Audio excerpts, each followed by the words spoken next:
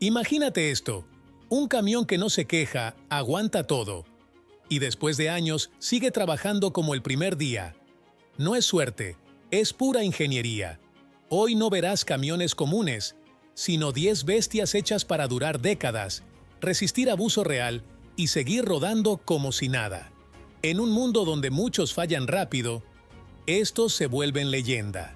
Y ahora dime, ¿cuál de estos camiones crees que nunca verás en un taller? Empezamos con el número 10. ¿Sabías que hubo un camión tan resistente que, décadas después de su producción, aún sigue en las carreteras? Hablaremos del legendario Mack R600, pero antes, veamos un poco sobre la serie R de Mack, una línea de camiones que cambió la industria para siempre. A mediados de los años 60, el mundo del transporte pesado necesitaba camiones más versátiles, resistentes y capaces de soportar las exigencias de la carretera y el trabajo duro. Mack, una de las marcas más respetadas en la industria, decidió revolucionar el mercado con una nueva serie de camiones diseñados para durar. Así nació la serie R en 1966. Pero, ¿qué tenía de especial esta serie? A diferencia de sus predecesores, los Mack R fueron diseñados con una cabina más aerodinámica y un chasis reforzado que les permitía soportar condiciones extremas sin comprometer la comodidad del conductor. Estos camiones rápidamente se convirtieron en la opción favorita para el transporte de carga pesada, la construcción y hasta el sector militar. Dentro de esta serie, hubo un modelo que destacó por encima del resto: el Mack R600. El Mack R600 no era solo otro camión más en la carretera. Su diseño, su motor y su durabilidad lo convirtieron en una leyenda del transporte. Este modelo fue producido por más de 30 años, y lo más impresionante es que todavía hoy se pueden ver algunas unidades trabajando, demostrando que fue construido para resistir el paso del tiempo. Pero, ¿qué lo hacía tan especial? Primero, su motor. El Mack R600 podía equiparse con varios motores diésel de la marca Mack, como el famoso Mack ENDT 675, un motor turboalimentado de 6 cilindros en línea que podía generar hasta 300 caballos de fuerza. Pero no se trata solo de la potencia, el torque era el verdadero protagonista. Dependiendo de la configuración, el Mack R600 podía entregar hasta 1150 libra-pie de torque, lo que le permitía mover cargas pesadas sin esfuerzo, incluso en terrenos difíciles o en pendientes pronunciadas.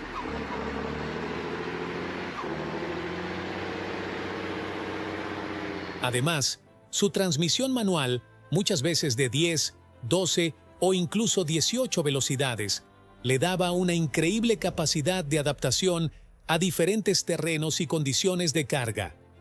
Imagínate manejar un monstruo así con una caja de 18 cambios. Definitivamente no era para cualquiera. El Mack R600 estuvo en producción durante varias décadas y aunque siempre mantuvo su esencia, su diseño fue cambiando con el tiempo. Los primeros modelos, desde 1966 hasta los años 70, tenían un estilo muy robusto y sencillo. La parrilla era metálica, con ranuras verticales, y los faros eran redondos, montados sobre los guardabarros. Un diseño sin adornos, puro y funcional, hecho para el trabajo duro. Ya en los años 80, Mack le dio un pequeño giro al diseño. La parrilla se modernizó y empezaron a verse versiones con faros rectangulares en lugar de los redondos. Además, hicieron algunos ajustes en el capó para mejorar la aerodinámica, aunque el camión seguía conservando su presencia imponente. En los años 90, en los últimos años de producción, el diseño se refinó un poco más. Aparecieron cabinas más cómodas, con mejor insonorización, y los espejos crecieron en tamaño para mejorar la visibilidad. También se hicieron algunos cambios en la parrilla, pero sin perder esa identidad clásica que lo hizo tan famoso. El SIL 130 no es solo un camión, es una leyenda de la ingeniería soviética. Diseñado para resistir el paso del tiempo, este coloso sigue en operación en muchas partes del mundo, décadas después de que su producción se detuviera. Pero, ¿qué tiene de especial este camión? ¿Por qué fue tan exitoso y cómo logró sobrevivir a los cambios tecnológicos? Hoy vamos a descubrir todos los secretos del SEAL 130, desde su motor hasta las curiosidades más increíbles. Quédate hasta el final, porque lo que vas a escuchar te sorprenderá.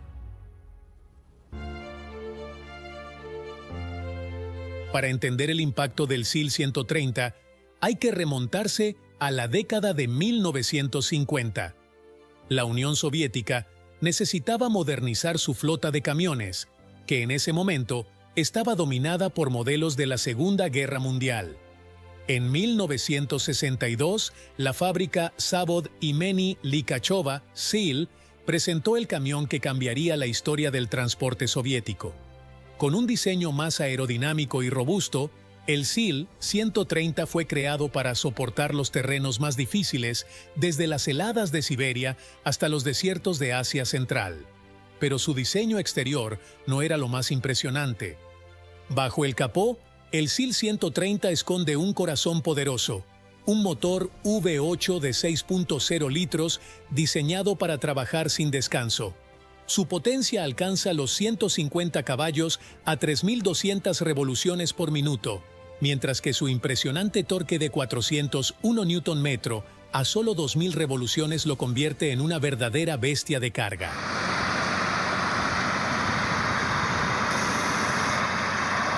Y sí, leíste bien.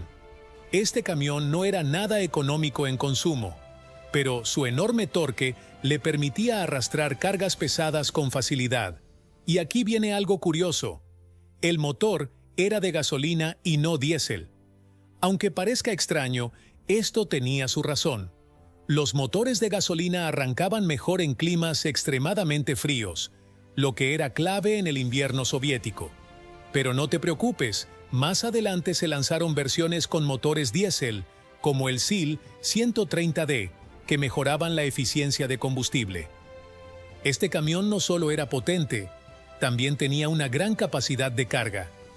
Dependiendo de la versión, podía transportar entre 4 y 5 toneladas de peso. En su configuración estándar, el SEAL 130 tenía tracción 4x2, ideal para carreteras y caminos en buen estado. Pero existieron versiones más robustas con tracción 6x4, pensadas para terrenos difíciles y trabajos pesados. Una de las claves del éxito del SEAL 130 fue su chasis de acero reforzado y su suspensión de ballestas, diseñada para absorber impactos y resistir el maltrato constante. Gracias a esto, el camión podía atravesar terrenos irregulares sin sufrir daños significativos. No es raro ver SEAL 130 operando incluso hoy en día en países de la ex Unión Soviética. Pero, ¿qué tan resistente era realmente? Bueno, antes de entrar en detalle, primero dale a me gusta y suscríbete al canal para que no te pierda ni un solo detalle de esta historia. Se dice que estos camiones podían funcionar incluso con aceite contaminado o combustible de mala calidad, algo impensable en los motores modernos. El SEAL 130 no fue solo un simple camión de carga. Su diseño versátil permitió que se adaptara a todo tipo de trabajos. Hubo versiones cisterna, perfectas para transportar agua, combustible e incluso leche en las granjas soviéticas. También se convirtió en camión de bomberos, equipado con mangueras y depósitos de agua para combatir incendios. En el ámbito militar, se reforzó con tracción mejorada y protección adicional para soportar terrenos difíciles. Y en la construcción, el SEAL 130 se transformó en volquete, moviendo toneladas de materiales sin problema. Pero eso no es todo. Su chasis también sirvió como base para autobuses de pasajeros y hasta como grúa industrial, equipada con sistemas de elevación. Era un camión para todo, y por eso dejó su huella en tantos sectores. En total, se fabricaron más de 3.3 millones de unidades entre 1900, 62 y 1994. Un número impresionante que lo convierte en uno de los camiones soviéticos más producidos de la historia.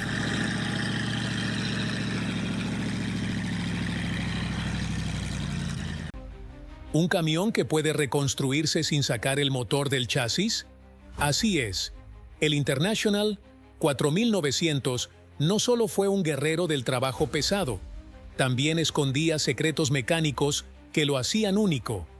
¿Qué más tenía este camión que lo convirtió en leyenda? Quédate hasta el final y descúbrelo. El modelo 4900 nació a finales de la década de 1980 como parte de la nueva serie 4000 de International. Esta serie se introdujo en 1988 para reemplazar a la antigua serie S, aprovechando la misma cabina, pero con un cofre más bajo y aerodinámico que mejoró la visibilidad del conductor. El 4900 en particular sustituyó al previo modelo S1800, posicionándose como un camión mediano de alta capacidad, incluso con opción de doble eje trasero. Desde su lanzamiento en 1989, el International 4900 se volvió un camión popular para trabajos medianos y severos. Se fabricó durante más de una década, hasta que en 2001 fue reemplazado por la nueva generación 4300 y 4400, conocida más adelante como Durastar. Esta transición vino con motores más modernos, cabinas rediseñadas y tecnologías más adaptadas a los nuevos tiempos. El International 4900 estaba equipado con motores diésel de media potencia diseñados por Navistar. El más común fue el DT466, un motor de 6 cilindros en línea, 7.6 litros, con turbo, famoso por su durabilidad. Dependiendo del año y configuración, este motor entregaba entre 195 y 275 caballos de fuerza. En cuanto al torque, podía ofrecer entre 600 y 800 libras-pies, suficiente para mover cargas importantes sin mayor esfuerzo. También hubo versiones más potentes con el motor de T530, de 8,7 litros, para aplicaciones que requerían un extra de fuerza. En transmisiones, el 4900 se ofrecía con cajas manuales de 5, 6 o hasta 10 velocidades, y también con transmisiones automáticas Allison, muy útiles en trabajo urbano o para operadores que necesitaban menos complicaciones. La configuración de tracción más común era 4x2, ideal para carga urbana o regional, pero también existieron variantes 6x4 para tareas más pesadas, y en algunos modelos relacionados, incluso 4x4, especialmente para usos fuera de carretera. Pero ¿por qué se dejó de fabricar? El International 4900 no se dejó de fabricar por fallas o bajo rendimiento. Al contrario, fue un modelo exitoso. Pero a comienzos de los años 2000, International decidió renovar su línea de camiones. Llegaron nuevas normativas de emisiones más estrictas y era necesario ofrecer vehículos más eficientes y modernos. Así, el 4900 fue reemplazado por los modelos 4300 y 4400, como mencionamos al principio, con mejores interiores, motores más limpios y mayor tecnología. El 4900 simplemente ya no encajaba en esa nueva etapa. Una de las ventajas que más destacaba del International 4900 era su motor DT466. Este motor se ganó fama de ser casi indestructible. Era tan duradero que podía recorrer cientos de miles de kilómetros sin problemas. Y si llegaba el momento de hacerle una reparación grande, no había que desmontarlo del chasis para reconstruirlo. Eso ahorraba mucho tiempo y dinero. Otro punto fuerte era su versatilidad. Este camión servía para casi todo. Lo podías ver como grúa, volteo, cisterna, camión canasta, plataforma, lo que quisieras. Había versiones para cada necesidad. Además, era muy fácil de mantener. Muchas piezas eran compartidas con otros modelos de la marca, lo que facilitaba conseguir repuestos. Y como su mecánica era simple, cualquier taller con lo básico podía repararlo sin necesidad de herramientas sofisticadas. Y por último, el diseño del frente, con ese cofre bajo, le daba al conductor una buena visibilidad, algo que se agradece mucho al maniobrar en espacios reducidos, como calles urbanas o sitios de obra. ¿Te imaginas un camión que muchos camioneros llamaron oso hormiguero por su nariz inclinada, pero que terminó revolucionando toda la industria del transporte? Así nació el Kenworth T600, un modelo que cambió para siempre la forma en que entendemos los tractocamiones en Norteamérica y más tarde en Latinoamérica. Quédate hasta el final. Todo empezó en plena crisis del petróleo de los años 70. Con el diésel por las nubes, Kenworth buscaba una manera de hacer que sus camiones gastaran menos combustible. El ingeniero Larry Orr y su equipo comenzaron a experimentar en secreto con modelos de madera y pruebas en túneles de viento. No se trataba de un capricho estético, era pura necesidad. Cuando el T600 finalmente se presentó en 1985, todos se quedaron mirando. La trompa inclinada hacia abajo rompía con las líneas cuadradas de los clásicos W900. Para muchos camioneros fue un choque visual, tanto así que lo apodaron Anteater, oso hormiguero. Pero mientras unos se reían, otros se dieron cuenta rápido. Ese diseño extraño hacía magia con el consumo. Las pruebas demostraban hasta un 22% de ahorro de combustible comparado con camiones convencionales. Y no solo eso, podía necesitar hasta 100 caballos de fuerza, menos para moverse con la misma carga a velocidad de autopista. En una industria donde el gasto en diésel es el 20 o 25% de los costos operativos, eso era dinamita. México fue la primera gran parada en América Latina. En 1991 comenzó a ensamblarse el T600 en la planta de Kenworth Mexicana en Mexicali, que ya fabricaba W900 desde los años 60. Al principio, los transportistas mexicanos estaban igual de escépticos que los estadounidenses. ¿Y este camión con trompa rara realmente funcionará en nuestras carreteras?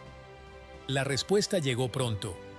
Flotas enteras comprobaron que el diésel rendía mucho más, y en trayectos larguísimos, como los cruces entre México y Estados Unidos, la diferencia se notaba en cada peso ahorrado.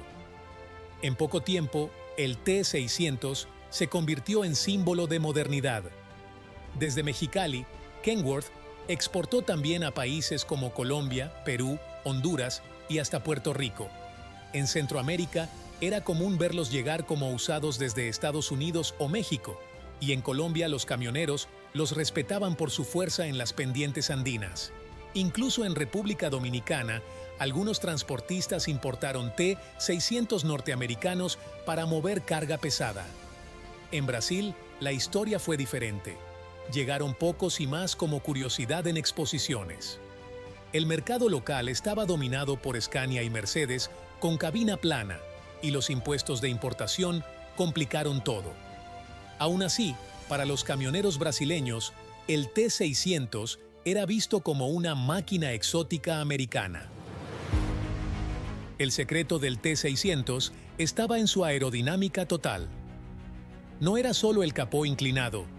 Los guardabarros estaban integrados al parachoques.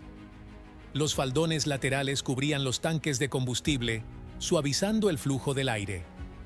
El parachoques redirigía el viento hacia los costados, reduciendo turbulencias y hasta la cantidad de agua que salpicaba en lluvia.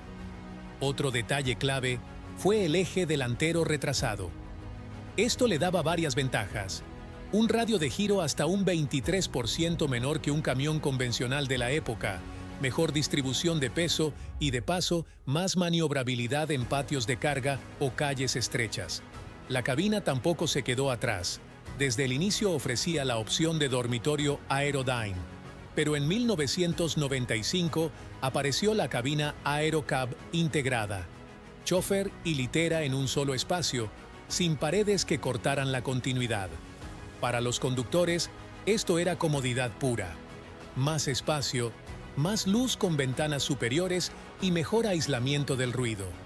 En cuanto a motores, este camión sí que era una bestia, pero antes de entrar en detalle, primero dale like y suscríbete para que no te pierdas ni un solo detalle de este video. Escuchen esto, gente. El T600 no se limitaba a un solo corazón. Se podía pedir con motores como el Cummins N14 de 14 litros, el Caterpillar 3406 o el Detroit Diesel Series 60. Y no eran simples nombres. El Cummins N14, por ejemplo, entregaba hasta 1850 libra-pie de torque. El Caterpillar 3406 podía superar los 1650 libra-pie y el Series 60 rondaba entre 1450 y 1650 libra-pie, según la versión. Ese par descomunal era lo que permitía mover toneladas de carga en rutas de montaña o cruzar desiertos sin que el camión se sintiera ahogado. Además, muchos ya incorporaban inyección electrónica, lo que mejoraba aún más la eficiencia en una época en que los sistemas mecánicos todavía dominaban. La seguridad también subió de nivel. El T600 incorporó frenos ABS y en algunas configuraciones hasta control de tracción. Todo esto en los años 80 y 90, cuando esas tecnologías eran de vanguardia. Y para el confort, estrenaba una suspensión con ballestas cónicas que hacía el viaje menos cansado, junto con cabinas más silenciosas por su mejor aerodinámica.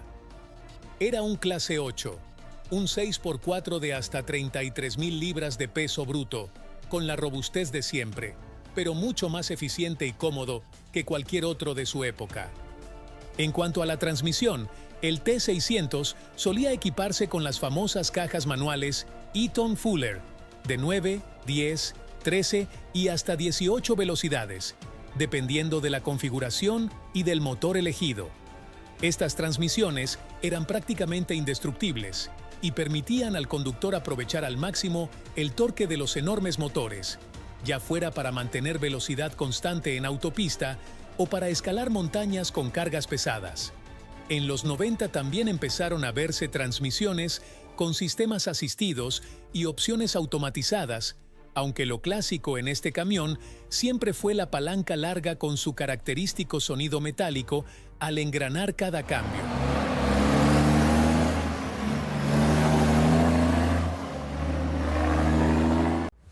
¿Te has preguntado por qué los camioneros veteranos hablan de este camión como si fuera un dios de hierro indestructible?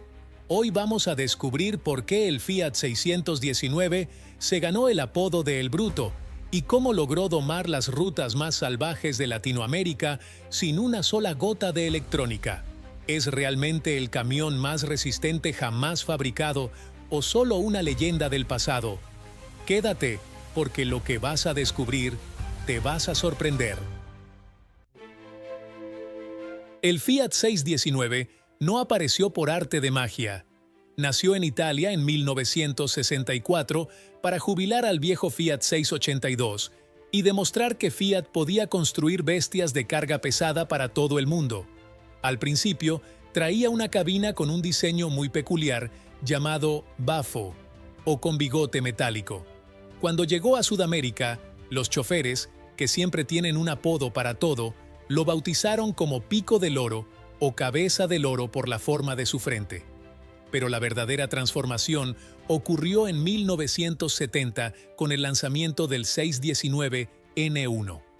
Aquí jubilan el diseño viejo y le ponen la cabina H, mucho más cuadrada, espaciosa y moderna, que se mantuvo vigente casi sin cambios hasta los años 90. Mientras en Europa se dejó de fabricar en 1980, en Argentina lo amaron tanto que su producción en la planta de Córdoba se estiró hasta 1994. Imagina fabricar el mismo modelo por 3 décadas y que la gente lo siga pidiendo. Hablemos de lo que hace que este camión responda a la pregunta de tu pantalla. ¿Por qué es el mejor? Debajo de esa cabina hay un motor Fiat 221A de 6 cilindros en línea con casi 14 litros de cilindrada. Este motor no corría. Él empujaba el planeta. Y eso no es todo. Tenía una potencia de 260 caballos, que para los años 70 era una barbaridad. Pero su verdadero truco era el torque. 101 kilogramos metro a solo 900 revoluciones. Para que te des una idea, este camión tiene su máxima fuerza casi al ralentí, lo que le permitía arrancar con 40 toneladas en una subida como si no llevara nada. La transmisión era una caja Eaton Fuller de 8 velocidades con un sistema de doble gama, conocida como la caja de doble H. No tenía sincronizadores electrónicos ni ayudas modernas. Era metal contra metal y la habilidad del chofer. Además, usaba un diferencial de doble reducción, lo que sacrificaba velocidad punta para darte una fuerza de arrastre infinita. Su velocidad máxima era modesta, unos 75 kilómetros por hora cargado, pero como decían los camioneros de la época, llegarás un poco más tarde, pero seguro que llegas. El 619 N1 no solo trabajó en Argentina, fue el caballo de batalla de toda la región. Se usó para llevar granos a los puertos, transportar maquinaria pesada y cruzar la cordillera de los Andes con cargas internacionales hacia Chile o Brasil. Su chasis de acero de 8 milímetros era tan robusto que aguantaba el trato brutal de las canteras y obras viales sin retorcerse. En países como Uruguay, Paraguay y Bolivia, fue una herramienta clave para la logística. Incluso hay registros de estos camiones trabajando en Cuba décadas después de haber salido de la fábrica, lo que demuestra que su sencillez mecánica es su mayor virtud. Si se rompía algo en medio de la nada, el mismo conductor podía arreglarlo con conocimientos básicos y herramientas estándar porque no había sensores que te bloquearan el motor. El Fiat no corría solo. En las rutas tenía que verse las caras con el Mercedes-Benz L1518, que era muy confiable pero tenía mucha menos potencia, solo 180 caballos contra los 260 del Fiat. Su rival más directo era Scania con sus modelos 110 y 111, el famoso Jacaré. Los Scania eran más rápidos y gastaban menos combustible, pero eran mucho más caros de comprar y mantener. En las paradas de las rutas siempre estaba la discusión. ¿Cuál es más cojudo, el Fiat 619 o el Scania 111? El Fiat ganaba en esfuerzos cortos y pesados, donde la fuerza bruta era lo único que importaba. También compitió con los Magirus Deutz, que tenían motores refrigerados por aire, ideales para zonas donde el agua era un problema, pero que no tenían la misma comodidad de cabina que el Fiat. ¿Qué tienen en común un cocodrilo, un camión y el apodo trompita? Parece un chiste, pero no lo es. Detrás de uno de los camiones más legendarios de Latinoamérica se esconde una historia de fuerza, diseño sueco y hasta una cortina rota durante su nacimiento. Quédate, porque hoy conocerás al Scania 111, una bestia con capó que conquistó carreteras y corazones. El Scania 111, también conocido por sus códigos de modelo L111, LS111 o LT111, fue la evolución de una saga que ya venía rugiendo desde las décadas anteriores, con modelos como el L75, L76 y el L110. Todos ellos compartían una característica común, su diseño con trompa. Por eso, en países como Brasil y Argentina, esta línea fue bautizada popularmente como jacaré o trompudo. Su trompa larga y su aspecto robusto lo hacían parecerse a un yacaré, y el apodo quedó para siempre. Este modelo se convirtió en un símbolo de durabilidad, potencia y resistencia, y no es casualidad. Fue el último gran camión convencional de Scania antes de dar el salto definitivo hacia las cabinas planas.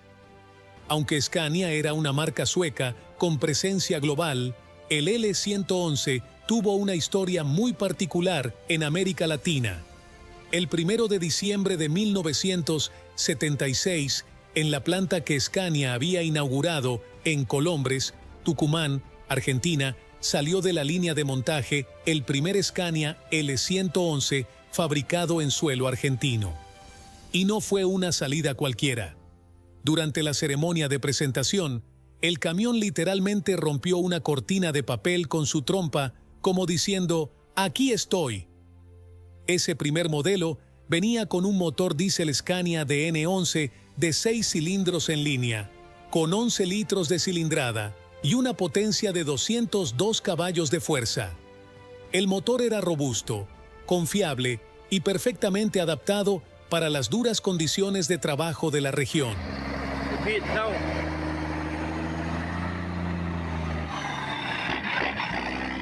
Este camión no solo parecía fuerte, lo era de verdad. Vamos a repasar sus características técnicas, pero de forma clara, como para contárselo a un amigo fanático de los fierros. Llevaba un motor Scania de N11, un 6 cilindros en línea con 11 litros de cilindrada, capaz de entregar 202 caballos de fuerza. Y si hablamos de fuerza bruta, generaba un par motor de unos 800 Nm, ideal para mover cargas pesadas sin quejarse. La caja de cambios era una manual Scania GR860 con 10 velocidades, 8 marchas normales y 2 superlentas para cuando el terreno se ponía complicado. Había varias configuraciones de tracción, incluyendo 4x2, 6x2 y 6x4, según el trabajo que se necesitara hacer. El chasis, como era de esperarse, venía reforzado, con largueros bien robustos, y los ejes estaban preparados para aguantar lo que le echaras encima. Uno delantero reforzado y los traseros con reducción final. Los frenos eran de tambor en todas las ruedas, con asistencia neumática e hidráulica.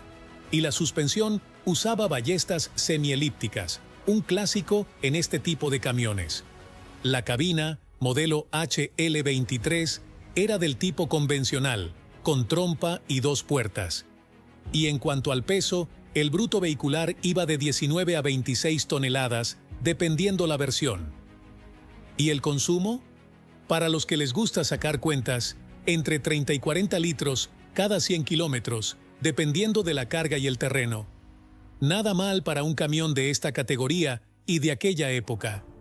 El Scania 111 fue ampliamente utilizado para transporte de carga pesada a larga distancia. En especial, era ideal para llevar contenedores, combustibles, cereales y granos, material de construcción y maquinaria agrícola. Su fiabilidad mecánica lo convirtió en el favorito de transportistas que necesitaban vehículos que aguantaran miles de kilómetros sin quejarse. Y lo mejor de todo, se reparaba con herramientas básicas.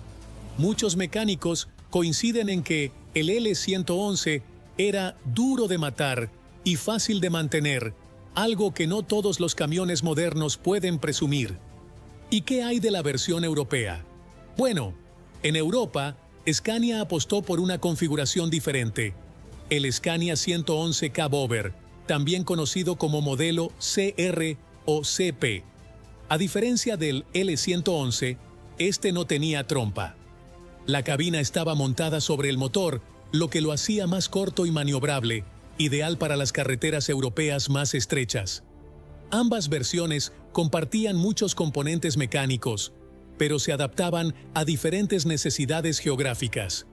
Mientras en América se priorizaba la refrigeración, el confort en viajes largos y la potencia, en Europa se buscaba compacidad y facilidad de carga en zonas urbanas. ¿Alguna vez te has preguntado cuál es el camión que realmente construyó nuestros países, el que nunca se rinde ante una loma y el que literalmente parece negarse a morir? Hablamos del mítico 1700 de la serie S de International Harvester. Y ojo, que no solo movía carga. Quédate porque hoy vas a descubrir que este camión fue también el responsable de llevarnos a la escuela a casi todos nosotros en esos inolvidables buses amarillos. ¿Cómo es posible que un camión de hace 50 años sea más confiable que uno moderno lleno de sensores? La historia de este titán empieza con un golpe sobre la mesa en abril de 1977 en el Louisiana Superdome. International Harvester necesitaba una familia de camiones capaz de cubrir todo, desde distribución y obra pesada hasta el bus escolar que nos llevaba al colegio. Así nació la Serie S. Pero ojo, que este camión tiene pasaporte. Aunque la ingeniería era de Fort Wayne, la producción fuerte se concentró en Springfield, Ohio, y en Chatham, Ontario, en Canadá. De hecho, para nosotros en la región, muchas de esas unidades venían con ese ADN norteamericano que aguantaba el maltrato más severo y el combustible de dudosa calidad de nuestras rutas. International jugó una carta maestra: la modularidad. Diseñaron una cabina de 80 pulgadas de ancho hecha de acero galvanizado para que no se la comiera el óxido y un capó de fibra de vidrio. ¿Sabes qué significa eso para un mecánico? Que el capó pivotaba hacia adelante y podías trabajar en el motor de pie, con todo a la mano, como si estuvieras en el garaje de tu casa. Para que entiendas el árbol genealógico, la Serie S era como un equipo de trabajo pesado. El S1600 era el pequeño, el de reparto urbano, ideal para meterse en calles estrechas. El S1700, mi favorito. El equilibrio perfecto. Tenía la fuerza de un grande, pero la agilidad de un chico. Podía ser un camión de estacas, una grúa o un volcador. Y si ya necesitabas palabras mayores, subías al S1800 o al S1900, que ya venían con ejes reforzados y frenos de aire para cargar hasta el apellido del dueño. Y aquí te suelto un dato que seguro te trae recuerdos. La Serie S no solo movía carga, nos movía a nosotros. International diseñó una versión especial de chasis desnudo o cowled chassis específicamente para autobuses escolares. Si de niño te subiste a uno de esos buses amarillos cuadrados y ruidosos, lo más probable es que estuvieras viajando sobre las entrañas de un Serie S. Eran tan resistentes que, cuando terminaban su vida útil en las escuelas de Estados Unidos, llegaban a nuestros países para convertirse en los famosos buses de pueblo o chivas. Ese chasis aguantaba que le metieran el doble de pasajeros, carga en el techo y todavía seguía subiendo lomas como si nada. Era la misma fuerza del S1700, pero vestida de transporte escolar. Hablemos de fierros de verdad. El 1700 se sentía como un tanque. El modelo 1724 podía manejar un peso bruto de hasta 26.500 libras, y si le enganchabas un remolque, el peso combinado se iba a las 40.000 libras. Y aquí es donde se separan los niños de los hombres. Muchos te hablarán de los 210 caballos del legendario de T466. Pero nosotros los camioneros sabemos que los caballos son para vender camiones, pero el torque es lo que mueve la carga. Lo que realmente importa es que ese motor te entregaba cerca de 488 libras-pie de torque a tan solo 1.300 revoluciones por minuto. ¿Qué significa eso en la vida real? Que cuando estás en una loma cerrada, cargado hasta el tope, el camión no se te desmaya. Soltabas el embrague y sentías ese empuje bruto desde abajo. Esa era la magia de International. Motores de carrera larga que entregaban todo su poder donde el chofer lo necesita, no en un papel, sino en las ruedas. ¿Por qué los mecánicos lo amaban? Por la simplicidad. No necesitabas una computadora para arreglarlo. El sistema eléctrico era de 12 voltios con un alternador 10 SI que conseguías en cualquier lado. Las ballestas eran de 3 pulgadas, robustas, fáciles de cambiar cuando se partían por los baches de nuestras carreteras. Pero claro, también tenía sus mañas. Los motores MV a gasolina eran sedientos. Si tenías el pie pesado, podías ver cómo bajaba la aguja del tanque en cada acelerada. El embrague. En los modelos más pesados, el pedal a veces se ponía tan duro que terminabas la jornada con la pierna izquierda temblando. Las fugas, los freeze plugs, tapones del bloque, en los de T466 a veces daban guerra y goteaban refrigerante en el momento menos oportuno. Los repuestos. Hoy en día, conseguir un cigüeñal original para un motor MV446 es como buscar una aguja en un pajar. ¿Sabes cuál es el sonido que definía el respeto en la ruta cuando yo empecé en esto? Escucha bien. Ese es mi viejo Scania LS140. Si alguna vez me cruzaste en la montaña en los 70 o los 80, seguro sentiste ese rugido que te vibraba hasta en los dientes. No era un camión cualquiera. Para nosotros, era el rey de la carretera. Hoy te voy a contar por qué. Para los que vivimos en la cabina de este V8, sigue siendo el más querido más de 50 años después. Para entender este bicho, hay que viajar a las raíces. Scania no nació ayer. Viene de una tradición sueca pesada, de la fusión entre Scania y Babis allá por 1911. Pero el verdadero terremoto ocurrió en 1969. Ahí fue cuando soltaron a la bestia. El motor V8 de 14 litros. Muchos me preguntan, «Che, ¿pero eso no es de Europa?» Sí, pero Scania siempre tuvo un ojo puesto en nosotros. Mientras en Europa los cabover, esos chatos sin nariz, como el LB140, dominaban las autopistas, aquí en América Latina el que mandaba era el trompudo, el de morro, el LS140. Se fabricaron versiones adaptadas para mercados como Brasil para cumplir con los límites de carga por eje, e incluso nacieron denominaciones locales como el LK. Pero para nosotros, ver ese capó largo asomando por el espejo retrovisor era señal de respeto. Era el camión que separaba a los hombres de los niños. Hablemos de lo que de verdad importa: el motor. Debajo de ese morro inclinado vivía el legendario DS14, un V8 turboalimentado de 14,2 litros que escupía 350 caballos de fuerza. Para la época, eso era una barbaridad. Imagínate, en 1972, tener 350 burros bajo el pedal y un par motor de 1245 Nm. Lo que lo hacía especial no era solo la potencia, sino la filosofía de bajas revoluciones. Scania entendió antes que nadie que no necesitábamos ir a fondo todo el tiempo quemando gasoil como locos. El LS140 te daba todo el torque desde bien abajo. Eso significaba menos cambios de marcha, menos ruido en la cabina y una vida útil que parecía eterna. El orden de encendido de ese V8, 1, 5, 4, 2, 6, 3, 7, 8, creaba una melodía que cualquier camionero reconoce a 1 kilómetro de distancia.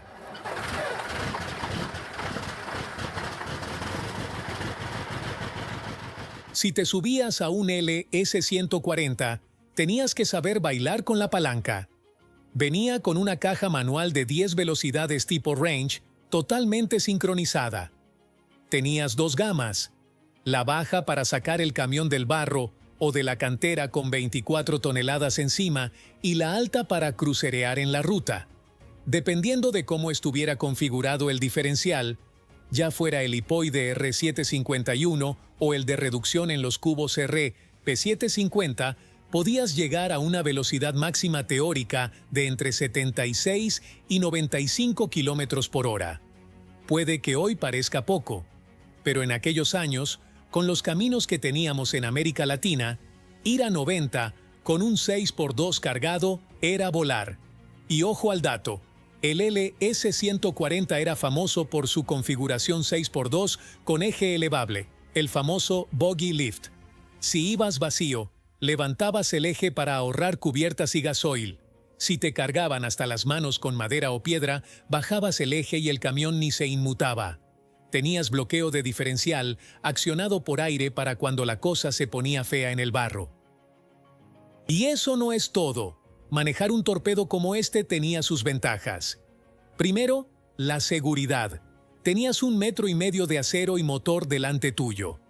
En los ensayos de la época, esas cabinas eran tan robustas que aguantaban impactos que otros camiones ni soñaban pasar. Para el mantenimiento, era una gloria. Levantabas ese capó basculante y tenías todo el motor a la vista, sin tener que andar rebatallando con la cabina encima. Era un camión hecho por y para mecánicos y conductores. Adentro, tenías espacio para 3 personas y un sistema eléctrico de 24 voltios que aguantaba lo que le tiraras. Aquí es donde el LS-140 se volvió religión. En nuestras tierras, el transporte de madera y la obra pesada son el pan de cada día. Necesitábamos un camión que no se achicara en las subidas y que tuviera un chasis reforzado. El LS-140 venía con un bastidor de sección doble si el trabajo era muy pesado. Además, era una plataforma tan noble que lo veías haciendo de todo. Desde tractocamión de larga distancia hasta camión grúa o volcador en las canteras más profundas. El rey de la carretera no era un apodo de marketing, era una realidad ganada a puro pulmón en las rutas más difíciles del continente. Hubo un tiempo en que este camión no era el favorito de nadie. De hecho, muchos camioneros ni siquiera lo querían ver. Decían que era viejo, que era básico, que no tenía tecnología. Pero escucha esto. Hoy, ese mismo camión es buscado, respetado y en muchos casos vale más usado que otros modelos mucho más nuevos. Y eso no es casualidad. Estamos hablando del Mercedes-Benz 1634, un camión que pasó de ser criticado a convertirse en una leyenda silenciosa en las rutas de América Latina. Cuando Mercedes lo lanza a principios de los años 2000, la idea no era impresionar a nadie. La misión era otra: crear un camión fuerte, rentable y sencillo, pensado para largas distancias y trabajo pesado. Nada de lujos innecesarios, nada de complicaciones. Y aquí es donde empieza la historia interesante. El 1634 nace en Brasil alrededor de 2001 y rápidamente se empieza a ver por todas partes: Argentina, Uruguay, Paraguay, Chile, Centroamérica, el Caribe. Mira ese camión. Estaba en rutas interminables, cruzando fronteras, subiendo montañas y rodando bajo un sol brutal. Ahora es que viene lo bueno. Debajo de la cabina, el 1634 monta el motor OM457LA. Un 6 cilindros en línea, casi 12 litros de cilindrada, turbodiesel con intercooler. No era el motor más moderno del mercado, pero entregaba 340 caballos y, lo más importante, 1.450 Nm de torque desde apenas 1.100 revoluciones por minuto. Eso, en la práctica, significaba algo clave. El camión empujaba fuerte sin necesidad de revolucionarse. Con carga pesada, en subida, salía sin esfuerzo. Y ahí muchos camioneros empezaron a cambiar de opinión. La transmisión era una ZF manual de 16 velocidades, nada automática, nada electrónica. Pero escucha esto, era una caja prácticamente indestructible, con relaciones bien escalonadas para aprovechar cada gota de torque del motor. Primera bien corta para arrancar pesado, marchas largas para viajar relajado en autopista. Simple, pero efectiva. El 1634 se ofrecía como tractor 4x2, pero en muchos países se convertía a 6x2 agregando un tercer eje. Y esto es lo que nadie dice. Esa flexibilidad lo hizo perfecto para adaptarse a las leyes de peso por eje en cada país. En Argentina y Brasil, muchísimos 1634 terminaron trabajando como 6x2, cargando fuerte sin multas y sin castigar el chasis. Hablando de peso, estaba homologado para 45 toneladas de peso bruto combinado, justo lo necesario para larga distancia en la región. No era un camión exagerado, pero cumplía exactamente con lo que se necesitaba. El chasis era puro Mercedes de la vieja escuela, fuerte, recto y sin vueltas. Suspensión mecánica de ballestas, nada de sistemas delicados. En caminos rotos, accesos de tierra, puertos o zonas rurales, eso marcaba una diferencia enorme. Ahora, presta atención a esto. Los frenos eran a tambor en las 4 ruedas, operados por aire. Hoy suenan antiguos, pero en su momento eran robustos y fáciles de mantener.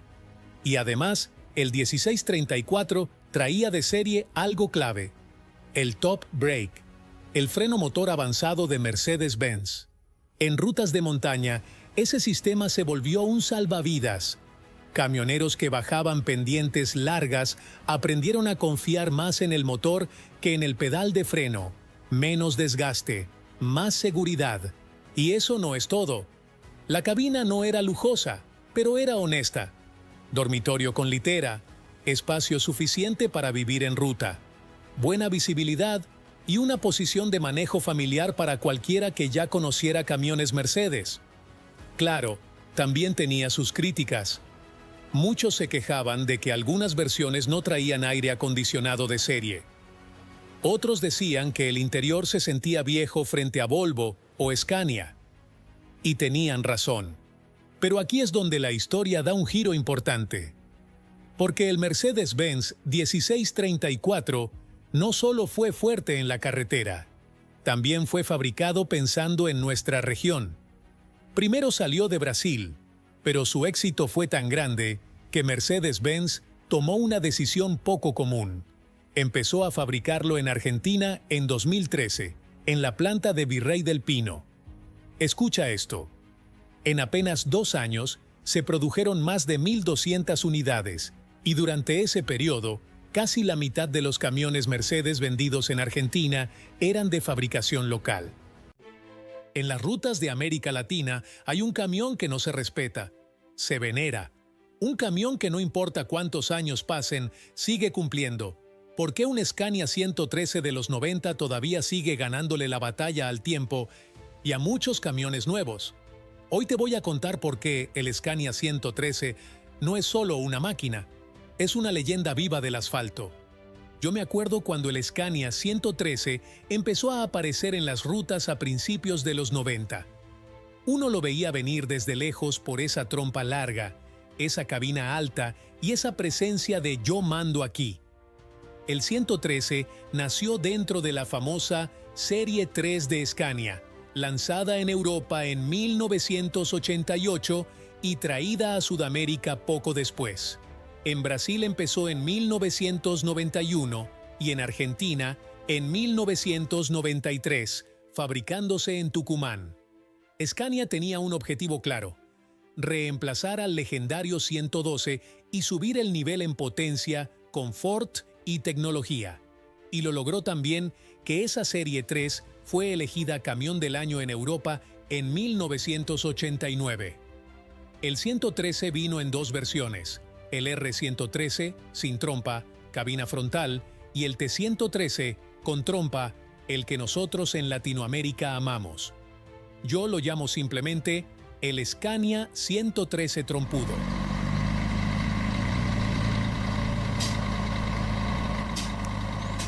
En Europa mandaban las cabinas planas, pero en Brasil, Argentina y casi toda Latinoamérica, nosotros queríamos trompa. ¿Por qué? Porque el Scania 113 con trompa tenía ventajas reales. El motor iba adelante, aislado del conductor, era más silencioso y más estable en carretera, y sobre todo, mucho más fácil de reparar, solo levantabas el capó. Además, el capó largo dejaba espacio para un radiador enorme, algo vital para trabajar en calor, montaña, barro y sobrecarga. Por eso, en Sudamérica, el 113 trompudo dominó el transporte pesado. Debajo de esa trompa no había cualquier motor, había una bestia de verdad, un Scania de 11 litros, 6 cilindros en línea, de esos que no necesitan gritar para imponer respeto. Ese motor venía en varias versiones, unos de 310 caballos, otros de 320 y el más buscado de todos, el 360 caballos, con turbo e intercooler. Pero déjame decirte algo, lo que hacía especial al 113 no eran solo los caballos, era el torque. Estamos hablando de hasta 1.650 Nm desde apenas 1.000 revoluciones. Eso quiere decir que el camión empujaba duro desde abajo, sin esfuerzo, como un tractor gigante. No tenías que acelerarlo a fondo. Pisabas el pedal, y el 113 simplemente se levantaba y jalaba. Y te lo digo porque lo manejé. Yo recuerdo que cuando acelerabas este camión, sentías la potencia en el cuerpo. No era ruido, no era humo. Era empuje real, constante, de esos que te hacen confiarle la carga sin pensarlo.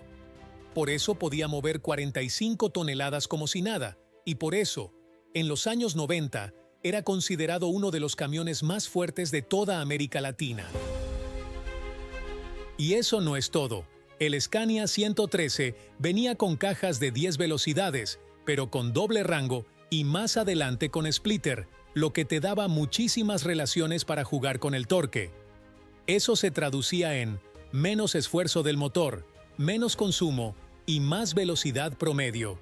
Y cuando bajabas montañas, podías pedir retarder hidráulico, que salvaba frenos y nervios. Esto no era un camión frágil, era una herramienta industrial.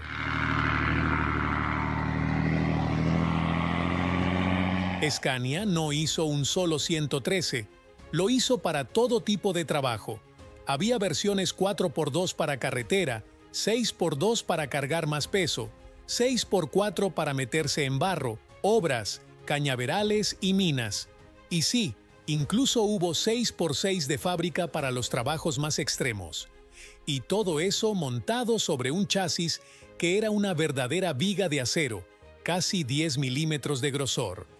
Eso no se doblaba, eso no se rajaba. Por eso veías Scania 113 en todas partes, moviendo granos, jalando cisternas, cargando volquetes, sacando troncos del monte, transportando caña de azúcar o llevando contenedores de puerto en puerto. Y como me dijo una vez un compañeros, el 113 no buscaba trabajo. El trabajo lo encontraba a él. Y ahora te hablo como chofer. La versión top line del Scania 113 fue una revolución. Cabina más alta, 2 camas, mucho espacio, asiento neumático, suspensión de cabina, aire acondicionado y tablero envolvente. Eso en los 90 era lujo puro. Podías vivir ahí semanas. Y encima venía en ese azul celeste con franjas rosadas que todo el mundo reconoce hasta hoy. Por eso, cuando uno ruge en la ruta, no escuchas un motor viejo, escuchas historia. Y hablando de historia, este camión que aparece en pantalla tiene una que te va a sorprender. Entra a verlo y descubre más curiosidades del mundo de los camiones.